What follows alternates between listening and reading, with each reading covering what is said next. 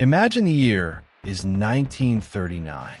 In Europe, the world holds its collective breath as the shadow of Nazi tanks looms over Poland.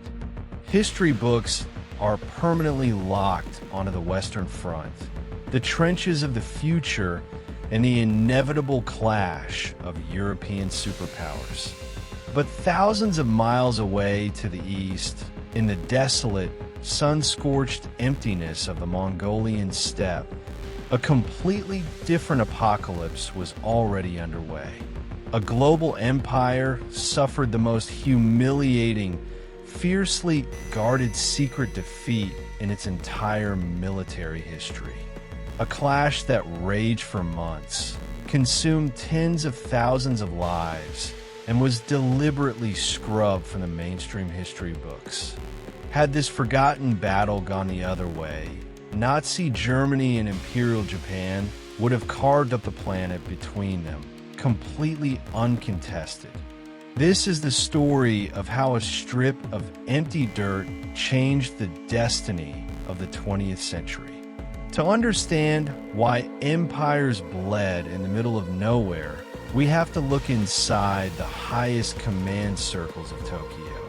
In 1939, the Japanese military command was crippled by a bitter, ideological civil war disguised as strategic planning.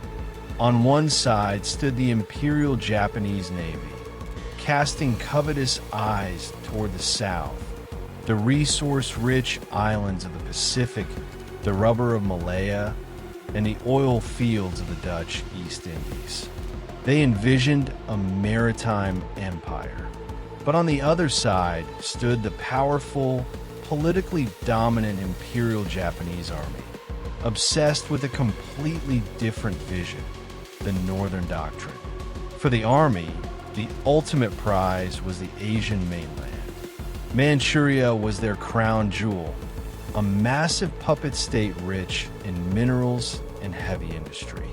And right across the border lay the rolling steppes of Mongolia, a staunch Soviet ally.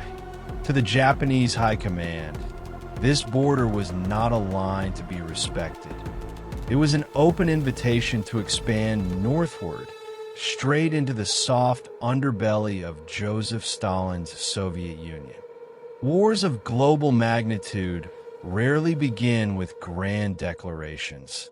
They usually start with bureaucratic absurdity and local arrogance. In May 1939, a minor, almost trivial dispute broke out over livestock grazing rights along the Khalkhin Gol River, a poorly demarcated boundary between Japanese-controlled Manchu Kuo and the Mongolian People's Republic. Mongolian herdsmen moved their horses across what the Japanese claimed was their side of the border. Local puppet troops tried to drive them back. Within days, what should have been a minor police action escalated. Local Japanese commanders, operating under a dangerous culture of insubordination known as Gekukujo, decided to solve the border dispute with force. They fully expected a quick, localized skirmish that would teach the nomads and their Soviet handler the lesson. They had no idea they were poking a sleeping industrial titan. Here lies the first catastrophic command error of the campaign: absolute ideological blindness. General Michitaro Kametsura and his staff were firm believers in the doctrine of spiritual supremacy. They were convinced that the Bushido Code, absolute self-sacrifice, and the aggressive spirit of the Japanese infantrymen could effortlessly overcome any material or technological disadvantage. To the Imperial Army, the Soviet Union was a lumbering, bureaucratic monster operated by subpar soldiers, a paper tiger built on a crumbling communist machine. Consequently, the Japanese forces sent to the border were under-equipped, possessed severely outdated artillery, and relied on light tanks designed for colonial counterinsurgency, not high-intensity mechanized warfare. They marched toward the border convinced that steel and machinery were secondary to the sheer willpower of the emperor's soldiers. On the ground, the reality of the Mongolian theater was nothing short of Dante's Inferno. The operational zone was a vast, unforgiving wasteland devoid of natural cover, clean water sources, or established infrastructure. Japanese supply lines were an administrative nightmare, stretching hundreds of miles across non-existent dirt tracks using horse-drawn carts and unreliable trucks. Soldiers suffered under a scorching sun that pushed temperatures past 40 degrees Celsius by day, only for the desert wind to plunge the mercury below freezing at night. Dysentery, heat stroke, and dehydration decimated units before they even engaged the enemy. While the individual Japanese soldier fought with terrifying, fanatical bravery, often charging Soviet machine gun nests with fixed bayonets, they were being fed into a meat grinder by commanders who refused to adapt to modern industrial warfare. Stalin, meanwhile, was facing a terrifying strategic nightmare: the looming specter of a two-front war against both Germany in the west and Japan in the east. He could not afford a protracted conflict in Asia. In July 1939, he dispatched his most ruthless and pragmatic troubleshooter to the Mongolian front, a hardened, unsmiling general named Georgy Zhukov, the very man who would later break the back of the German advance at Moscow and Stalingrad. Zhukov arrived at the front lines with absolute authority and a cold, calculating mindset. He instantly recognized that the local skirmishes were spiraling into a major war, and he decided to end it permanently, not by defending, but by executing a textbook annihilation. While the Japanese prepared a massive summer offensive to push the Soviets across the river once and for all, Zhukov orchestrated one of the greatest deceptions in military history. Under strict operational security and absolute radio silence, thousands of trucks, hundreds of advanced BT-5 and BT-7 fast tanks, and massive concentrations of heavy artillery were funneled across thousands of miles of Siberian rail and dirt track straight into the combat zone. The Japanese intelligence apparatus was completely blind, utterly convinced they were facing a minor defensive garrison. By mid-August 1939, Zhukov had quietly assembled a crushing mechanized fist.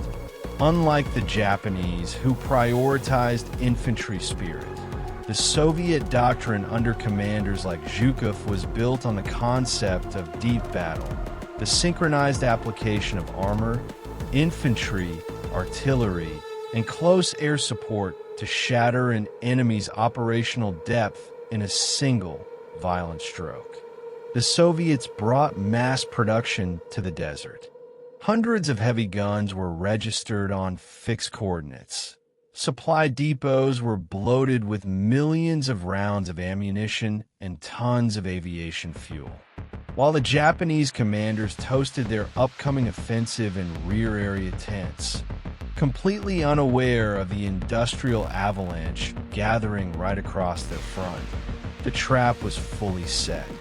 On August 20th, 1939, precisely at dawn, coinciding with the exact moment the Japanese army began forming up for their own offensive, the earth simply tore open.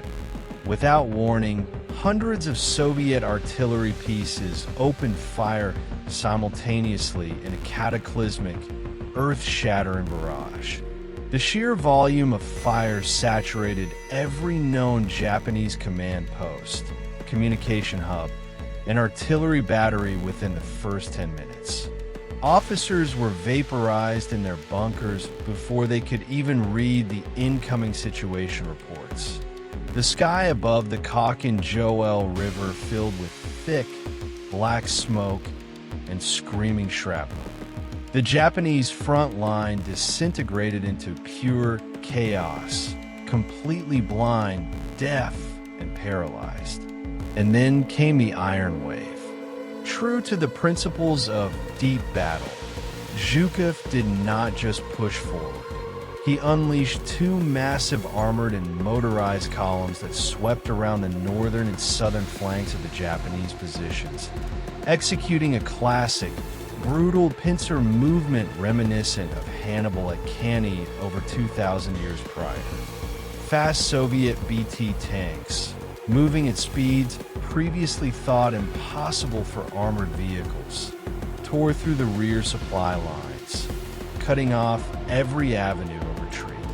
Inside the pocket, the trapped soldiers of the Imperial Japanese Army faced an enemy they had been taught to despise, equipped with overwhelming firepower they could not comprehend. Infantry units were systematically overrun by rolling walls of armor. Positions were methodically pulverized by point-blank artillery and flame-throwing tanks. Whole regiments ceased to exist in hours. Those who tried to break out through desperate banzai charges were cut down by overlapping fields of heavy machine gun fire long before they ever reached the Soviet lines. The myth of absolute spiritual invulnerability was systematically crushed beneath the tracks of Soviet steel. The human and political fallout of Khalkhin Gol was staggering. Entire divisions of the Imperial Japanese Army were effectively wiped out, with casualty estimates ranging from 45,000 to over 60,000 men. Yet, the military censorship machine in Tokyo went into overdrive. The disaster was so complete, so humiliating, and so deeply contradictory to the myth of imperial invincibility that the government actively suppressed the news from the Japanese public. Entire field hospitals filled with mutilated survivors were hidden away, and surviving officers were sworn to absolute secrecy under threat of execution. But the strategic shockwaves could not be hidden from the high command. The defeat permanently shattered the dreams of the Northern Doctrine. The Japanese army realized, with chilling clarity, that mechanized warfare against the Soviet Union was national suicide.